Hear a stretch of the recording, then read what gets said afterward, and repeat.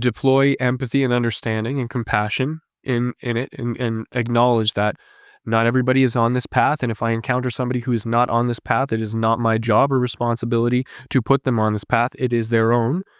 The old cliche saying, you can lead a horse to water, but you can't make it drink. That's true in this scenario. And I know that you're really big on boundaries and Well, embracing yeah, that. because I tend to be really, really open, and I have a really bad history of not setting boundaries, and then people walking all. Sorry, let's rephrase that. I'm allowing people to walk all over me, rather than saying to them, actually, I'm not okay with this.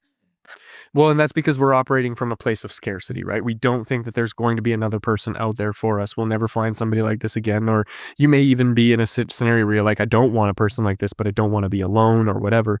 And if you could put yourself into a state of abundance again, those beliefs might shift. And so the easiest way for you to set the boundary and do it very early on is when you're having those first few conversations with people, get deep as quickly as you possibly can without being ashamed of doing that. And I have this saying early on in my relationship, my girlfriend hated it, but you must be this tall to ride this ride. And if you're not on the path of in pursuit of self-development, making yourself better, and I am, at some point, our paths are going to diverge so much that we're not going to recognize each other. And then what happens then is we just hurt each other until the relationship inevitably ends. So let's save ourselves the trouble right now and just identify, hey, listen, I'm up to some stuff and this is what I'm doing. These are my priorities. This is what's important. Is that something that you can manage? And what are your priorities? What are you up to? What is it that you're aiming at? And how can I best support you in reaching those goals? And that's going to be the most ideal scenario. And as you're having those first dating conversations, instead of dating for self-validation or dopamine hits of, one night stands and empty, meaningless sex, focus on the most important parts about it, which is the relationship, the person that you're with. And I hate this because we're in a day and age of digital app dating and Tinders and swiping and you're qualifying somebody just based on a few profile pictures and some quippy thing that they put in their description, whether or not you snorted air out of your nose when you read it. That's so silly. You need to go out into the real world, and this is part of one of the things that I'm working on in the book that I'm writing. So many people are on these digital apps that if you were to, in real life, go and approach a woman, you have zero competition.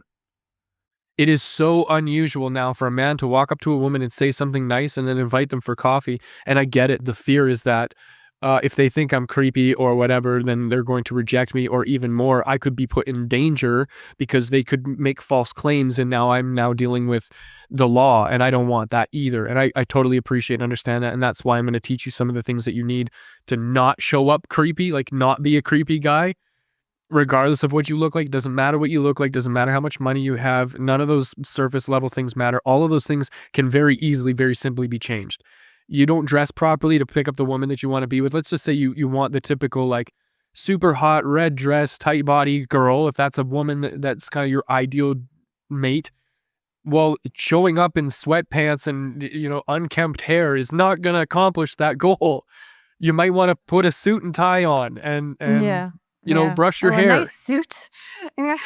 I mean, I'm not going to speak for all women, but I'm going to speak for a large majority. A nice suit on a guy. Oh, God. Yeah, it goes a long way. Some of It these goes a small long things, way. yeah, they're very easily fixed. Get a haircut, trim your beard. It's not even about shaving the beard. Just make it look like you care about it. It's not Yeah. that difficult. Gosh, that's the other thing. Like when a man's beard is on point and those lines Yep. are straight, just like, damn. Yeah. But that's the point, is take care of yourself. Treat yourself as if you're somebody worth respecting, and other people will follow suit.